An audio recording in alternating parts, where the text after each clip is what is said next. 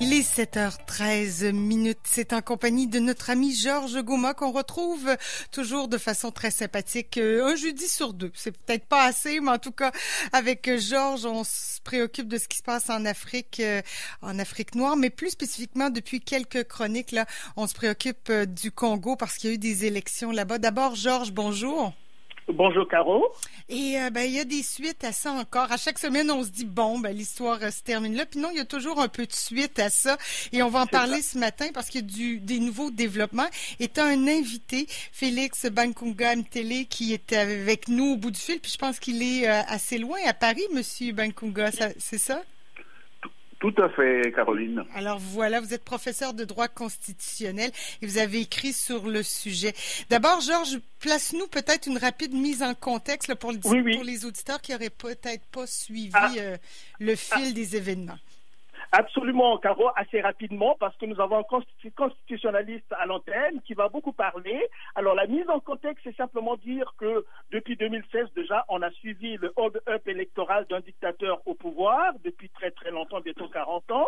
Et là, il a rebeloté, donc en 2021, il a refait la même chose, la technique n'a pas changé, donc les opposants sérieux sont en prison s'ils ne sont pas tués,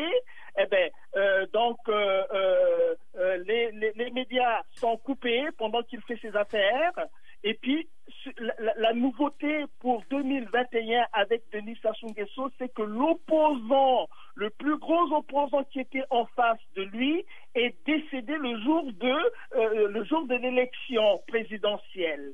Et ça ne dit rien à personne. La vie continue à Brazzaville. Le dictateur va prêter serment, je pense, le 16. Félix nous le dira, le 16 de ce mois. Donc, comme si de rien n'était. Il a eu 88% des suffrages à cette élection, alors que la vérité que l'on sait, en 2016, il avait eu 8%.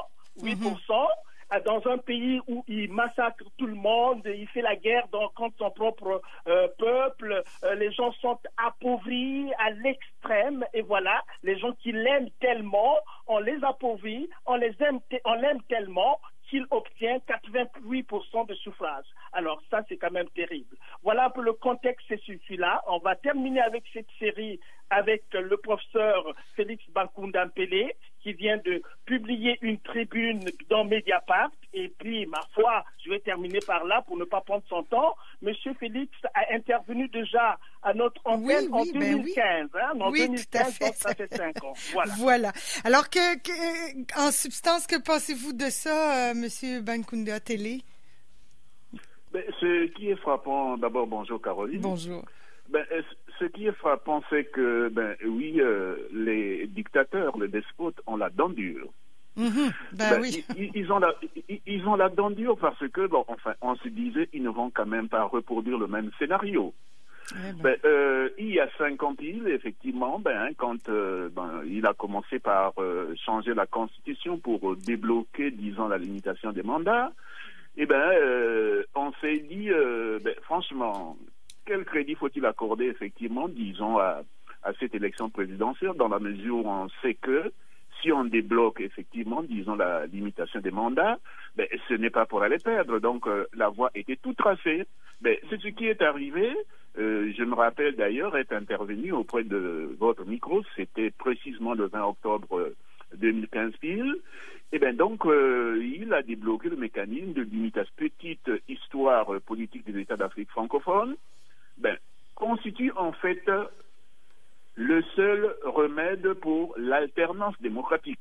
Il l'avait débloqué et puis il a organisé cette élection, il a gagné haut les mains, alors que, dans la lecture, disons, de tous les observateurs, disons, étrangers ou internationaux, ou les Congolais eux-mêmes, on sait que ça a été le grand perdant. Là, on revient, disons, 5 ans un peu plus tard, comme l'a dit effectivement Georges, rebelote. Il reproduit exactement le même mécanisme avec les mêmes méthodes de tricherie, disons, de cafouillage, en fait, ça n'a pas étonné les observateurs. Ça n'a pas étonné les observateurs qui reproduisent cela parce que s'il est une évidence établie au Congo-Brazzaville, c'est que M. Sassou Nguesso ne peut pas gagner une élection. Mais ce qui a été frappant, en l'occurrence, c'est quoi? C'est le fait que les 5 dernières années, c'est-à-dire donc son mandat, a brillé particulièrement par l'installation de manière ouverte d'une industrie du pillage au Congo-Brazzaville. Tous les 5 ans n'ont été marqués que de cela. Et assez curieusement, alors que les 5 ans, disons, c'est un néant au plan des réalisations, que ce qui a caractérisé, disons, ce mandat, c'est uniquement des pillages. Non. La guerre, Félix, et la guerre dans le pool, et la guerre dans le pool, disons, dans les premières années, effectivement, 2016, c'est-à-dire exactement, immédiatement au lendemain de la proclamation des résultats. Ce qui est effectivement, disons, un mécanisme chez lui, en général, effectivement, disons, en quelque sorte, disons, de gestion de son pouvoir, parce que ça a toujours été comme ça dans l'histoire politique du Congo. Chaque fois que M. Sassou Nguesso est en difficulté, il va effectivement allumer le feu quelque part pour, en quelque sorte, disons, occulter, disons, sa difficulté, et du coup, le feu qu'il vient d'allumer devient effectivement, disons, la problématique essentielle, et on oublie, disons, la problématique ou, disons, ces difficultés, disons, qui étaient en cours. Ça a toujours été sa tactique. Donc, ce qui est frappant en l'occurrence, et qui, bien qu'effectivement, tous les observateurs, tous les analystes avaient prévu le même scénario, ce qui a frappé, c'est quoi, en l'occurrence, c'est-à-dire 5 ans après? C'est que plus il aura volé, plus, en quelque sorte, disons, les Congolais aiment. Autrement dit, les Congolais, dans son esprit, seraient animés d'un masochisme sociopolitique et économique. Bon, je souris, mais c'est pas drôle. Plus il tue, plus il pille, plus il humilie, plus, disons, ses victimes l'aiment. Enfin, c'est quand même, je vais dire, disons, je ne dirais pas fort de café, mais fort de piment. C'est du jamais vu. C'est-à-dire que, après avoir inventé effectivement des constitutions Kleenex, c'est-à-dire que dans l'histoire politique universelle, M. Sassou Nguesso est l'homme qui a, disons, créé le plus de constitutions. 9, je rappelle, c'était effectivement le débat, disons, la dernière fois quand effectivement nous avons échangé. Il vient effectivement, disons, de faire une nouvelle invention. La nouvelle, c'est laquelle? Au Congo-Brazzaville, non seulement le pouvoir ne suit jamais, contrairement aux lois sociopolitiques établies, aux lois sociopolitiques universelles, au Congo-Brazzaville, donc, plus on pille, plus on humilie, plus on l'aime. Et ça, c'est vraiment frappant. Et donc, c'est tellement flagrant que, contrairement à ce qu'il voulait, parce que, dans son esprit, il s'agit purement et simplement d'humilier les Congolais. Et donc, là, ce qui a frappé, c'est que, contrairement à ce qu'il voulait, l'incompétence tellement établie se vérifie aujourd'hui jusque dans la tricherie. C'est vraiment, disons, manquer de subtilité, manquer d'élégance, manquer d'intelligence, effectivement, dans la tricherie, parce que le monde entier sait que si vous réussissez à peu près, disons, à mobiler, disons, la population, aujourd'hui, 10 ans après, c'est visible qu'effectivement, quel que soit, disons, votre savoir-faire, je prends l'hypothèse d'un dirigeant qui serait, je vais dire, particulièrement aimé, mais au bout de 10 ans, ça s'amenuise. Chez lui, c'est tout à fait le contraire. Et donc, voulant réussir, voulant effectivement humilier, disons, son peuple, ce qu'il a réussi en l'occurrence, c'est de s'humilier lui-même. Oui, Félix, oui. Bon, on va aller mettre à profit ce temps-là pour avancer un peu aussi. Mais dis-moi un peu, l'élection a eu lieu, il y a eu mort d'homme. Donc l'opposant le plus en vue est mort. Et puis aussi, il y a quelque chose qui se passe au niveau de l'Assemblée nationale française avec l'initiative de M. Nadeau et ses 3 collègues. Qu'est-ce que vous pouvez nous en dire à ce niveau-là? Ce que l'on peut dire, c'est quoi? C'est que, je suis assez bien placé dans la lecture, disons, de la vie politique ou des pratiques politiques du monde entier pour savoir que c'est un cas extrêmement rare.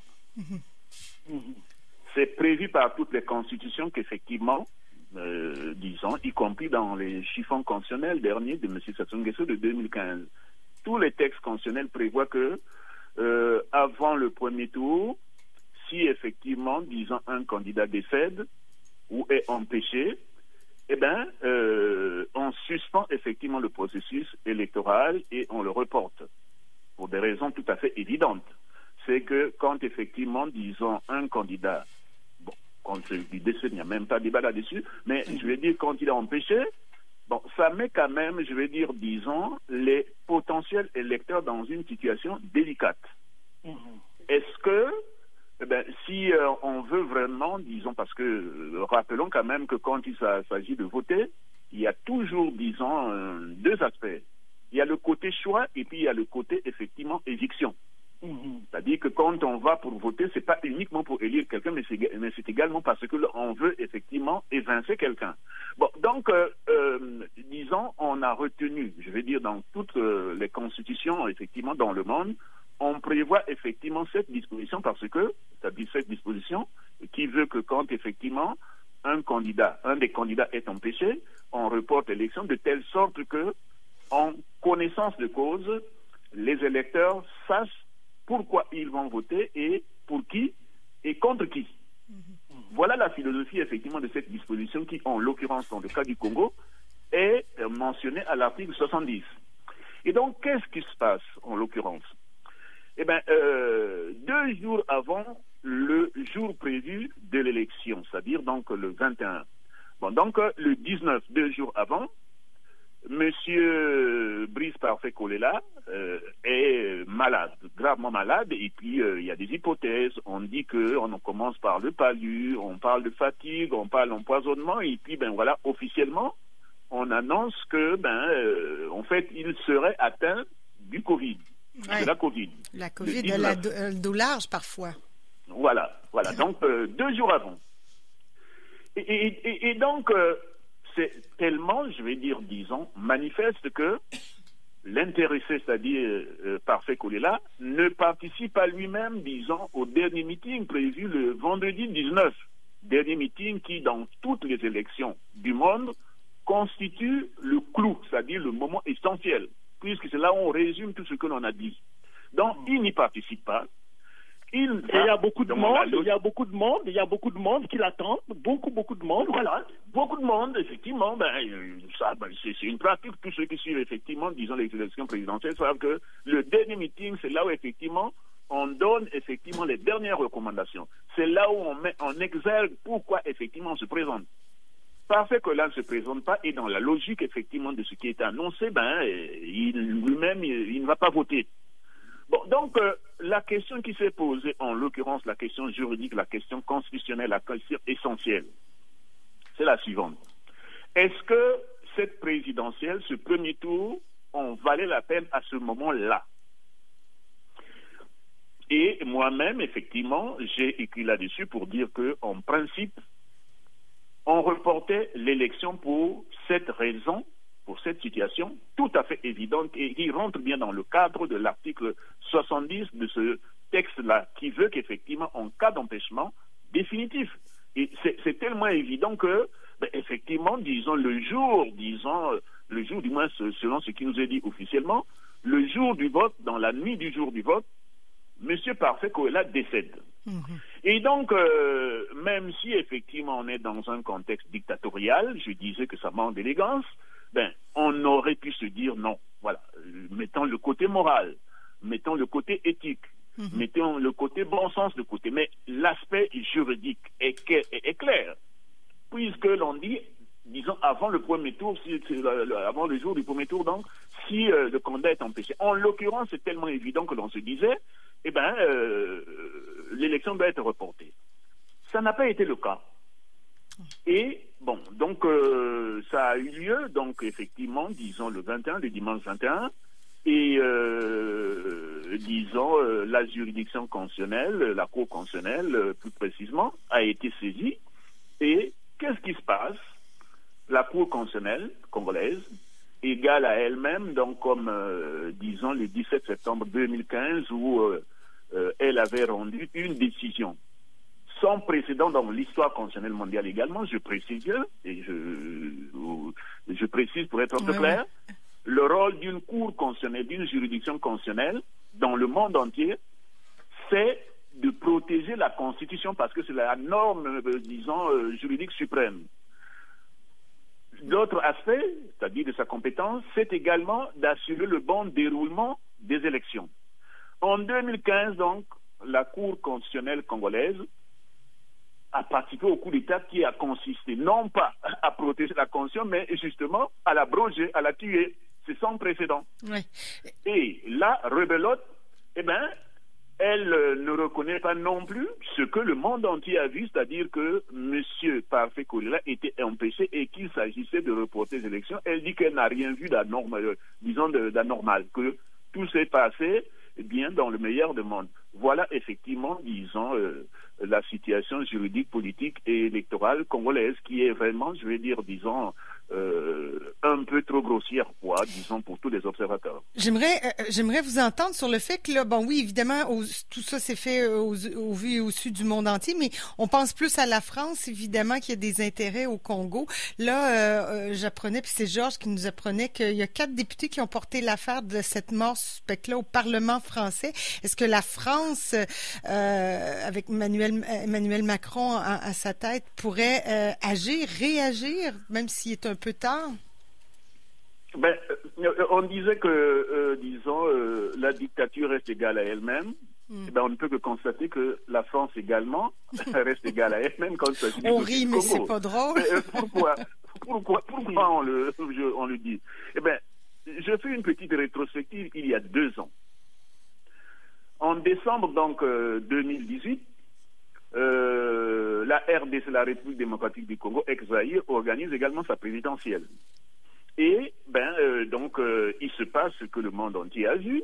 Bon, je pense que, disons, l'opposition RDCienne avait été tellement, disons, sévère, tellement effectivement regardante que, Kabila a été donc obligé de retirer, c'est-à-dire de ne pas faire gagner, effectivement. Bon, parce que là-bas, il a essayé de respecter la limitation des mandats, même s'il a organisé, disons, ces élections avec 2 ans de retard. Bon, donc, son candidat à lui, c'est-à-dire donc Emmanuel Shadari, écoutez, a perdu. Et donc, c'est un autre qui était l'opposition qui est venu de son camp, disons, qui est venu de l'autre camp, c'est-à-dire qui était l'opposition, mais qui a fini par rejoindre, effectivement, disons, Kabila pour trouver un pacte, donc qui est élu.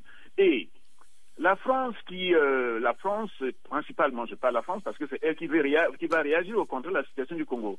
La France, par le biais de son ministre des Affaires étrangères, va donc dire que, en fait, ça s'est pas déroulé, disons, de manière démocratique, ça s'est terminé par un compromis à l'africaine. C'est-à-dire, donc, elle a réagi. Et dans le cas du Congo aujourd'hui, le monde entier a vu ce qui s'est passé. La France ne dit rien, absolument rien. Motus. Ouais. Donc, une fois de plus, la France démontre, contrairement, disons, à son discours, disons, de pays de défense des droits de l'homme, contrairement à son discours, disons, de défenseur de la démocratie, non. Elle constate un peu à l'image de la dictature elle-même ou la juridiction congolaise que quand effectivement ses intérêts sont en jeu, la démocratie doit être mise entre parenthèses. Voilà donc effectivement ce que l'on peut dire, mais honnêtement, je veux dire, disons, pour les observateurs, disons, quelle que soit leur nationalité, même les observateurs français, ça n'a rien d'étonnant. La France a toujours fait 2 poids 2 mesures dans le cas du Congo.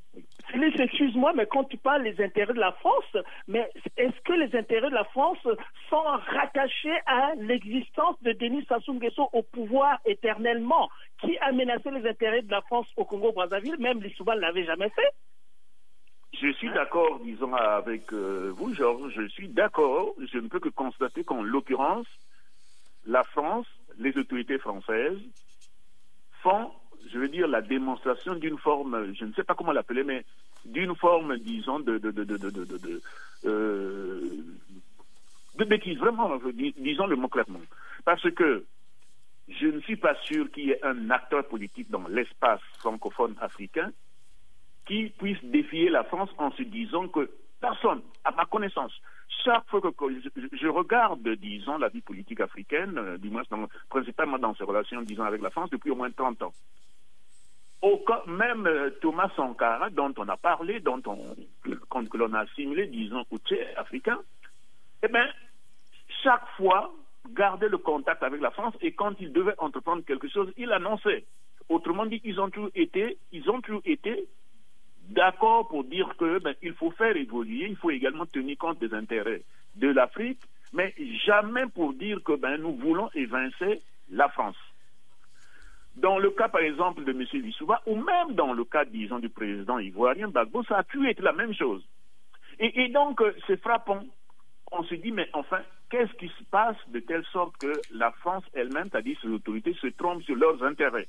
Parce que ce qui est en train de se faire, c'est qu'il arrivera un moment où, je veux dire par ses maladresses, par son parti pris, les autorités françaises réussissent à coaliser le peuple africain, comme pour dire, quand on en aura l'occasion, il faut tout simplement évincer les intérêts français, évincer la France, parce que malgré la main tendue, elle fait toujours le choix, effectivement, disons, des dirigeants africains qui vont à l'encontre des intérêts, disons, des peuples africains. Mais par la bêtise, je rappelle bien. Parce que, et vous faites bien de le rappeler, Georges, ni Gbagbo, ni Lissouba n'ont menacé les intérêts français. Jamais. Mais Félix, j'ai bien peur que Caro nous dise qu'on a terminé là. Bon, il reste quelques minutes. Bonheur, là. Gardons-nous quelques secondes pour faire l'initiative de Nado à l'Assemblée nationale française, comme Caro l'a demandé là. On a bien envie d'entendre là-dessus. Quel est l'avenir de cette initiative? Voilà, donc je l'ai lu également et dans ses écrits sur Mediapart et même, disons, dans ses interviews qu'il a, disons, accordées, disons, aux médias.